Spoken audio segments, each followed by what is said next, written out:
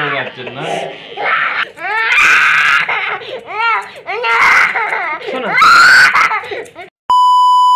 Hey guys, আসসালামু আলাইকুম। আজকে আমরা যাচ্ছি সেলুনে সালমানের চুল কাটার জন্য, কিন্তু বাকিটা ইতিহাস হয়ে গেল। সাধারণত ছোট বাচ্চারা চুল কাটতে চায় না, আমাদের সালমানও তার ব্যতিক্রম নয়। কয়েকদিন যাবত তাকে চুল কাটানোর চেষ্টা করানো হচ্ছিল, কিন্তু সে কোনোভাবেই চুল কাটবে না। সেলুনে গেলেই ভয়তে দৌড়ে চলে আসে। তাই আজকে আমরা চলে এসেছি 4 জন।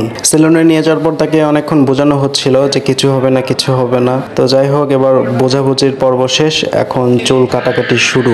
দেখতেই পারতেছেন তার কি অবস্থা।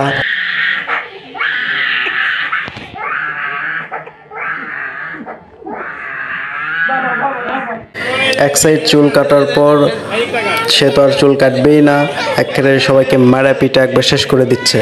দেখতেই পারতেছেন কি একটা অবস্থা। তো এবার তাকে সান্ত্বনা দেওয়ার জন্য বাইরে নিয়ে আসছে, বাইরের হাওয়া খাওয়াচ্ছে।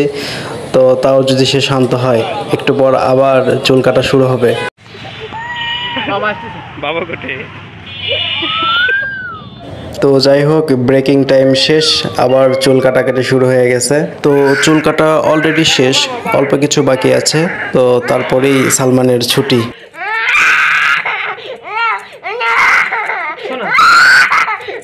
তো ফাইনালি চুল কাটাকাটি শেষ। তো এখন বাড়ি যাওয়ার পালা।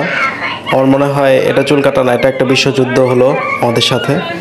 তো এই যুদ্ধে জয়যুক্ত হয়ে আমরা চলে যাচ্ছি বাড়ির দিকে। তো আপনাদের কার কার ঘরে এমন দুষ্টু বাচ্চা আছে কমেন্ট অবশ্যই জানাবেন। সো ভালো থাকবেন, সুস্থ থাকবেন, আল্লাহ হাফেজ। আঙ্কেলের খবর আছে, আঙ্কেলের খবর আছে। আঙ্কেল কেন কান্না করাইলো তোমাকে?